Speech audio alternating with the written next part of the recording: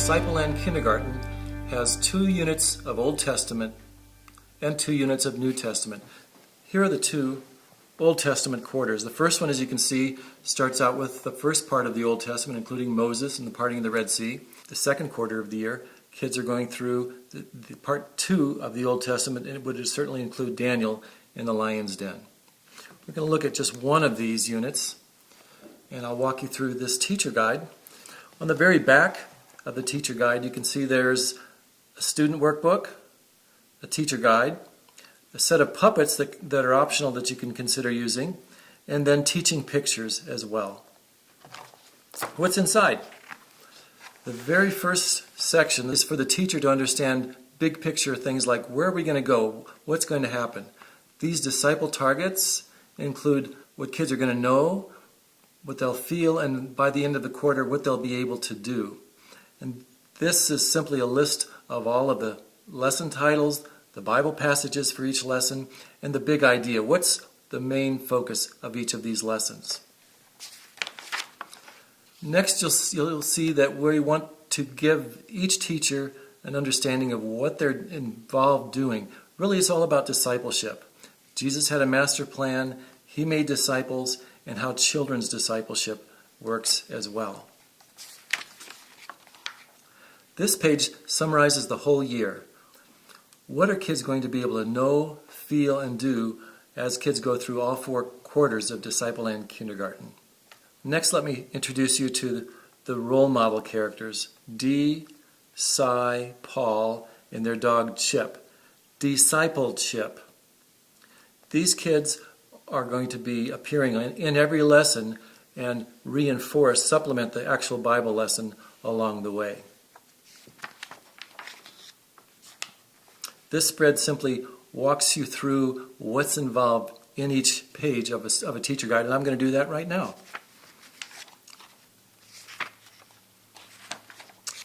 First lesson starts out Genesis 1 through 3. It's all about heroes. First of all, as you can see, this page is an overview, a summary, a little bit about the Bible background, and a devotional so the teacher can get spiritually prepared and pray for their preparation. Disciple targets, specifically what will kids know, feel, and do as a result of this lesson. As the lesson opens, you'll have a prayer, a memory verse, and a time for kind of an introductory teaser for kids related to the Dee-Cy-Paul story. We have a section called Spark Interest. Usually 2 different activity ideas, you can choose one or the other, that will get kids started. It will help them start thinking about what they're going to be doing as they get to the Bible lesson. And of course, you can see here on the bottom of this page is a nice supply checklist to make sure you come prepared with everything you're going to need. The Explore Scripture section is always explaining how to walk through the Bible story. You can see the black text and the blue text that will help the kids and help you make sure that you cover the main points of the Bible story. And you'll notice these 2 thumbnails of pictures. Each of the Discipleland Kindergarten units has much larger teaching pictures that you'll be able to refer to help you tell the story. After the Bible story is done, you go to Inspire Action or Application. Again, 2 different activities. Choose whichever one you think is going to be most useful or the one that you have the most time for.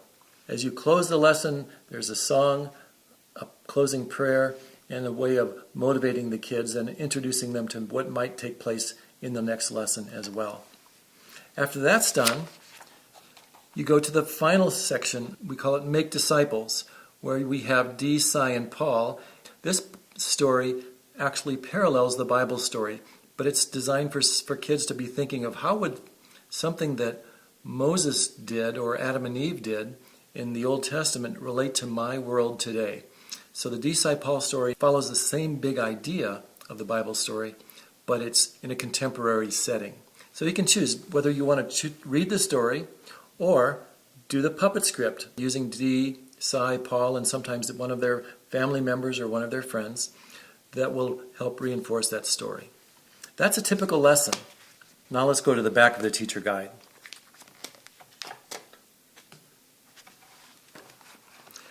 The last lesson of every quarter is a review lesson. Kids go through a review celebration touching on all of the previous 12 lessons. So you can see this particular lesson has a Bible hero bingo game where kids will review each of the heroes and play a game together. There's also a song and a puppet script that has been included to accomplish that. And you can see there are also a Q&A, questions and answers, that you as a teacher can ask to quiz the kids. After the review lesson, you'll find supplemental resources for you as a teacher. What are kindergartners able to do or not do? What are some of the characteristics of 5 and 6 years old? How can you communicate well with them? What about discipline issues? How can you make sure that you do things that are going to encourage them to cooperate and get along well with the other students? A couple of pages here introduce different learning centers. Learning centers are a great way of providing individual focus for the different types of learners in your class. These are sample coloring book pages. You can see there are 2 or 3 included in this teacher guide. All of the other coloring pages are available at disciplen.com/downloads as free resources. You can see this page also introduces other free resources that you can download and print out. And then finally, a letter to parents. You can photocopy this page, sign your name as the teacher or the teaching team, and let parents know that what's going to be taking place before the quarter even begins. The final page of each teacher guide is a gospel presentation. These are step-by-step introductory statements that will make sure that you communicate clearly the good news about Jesus.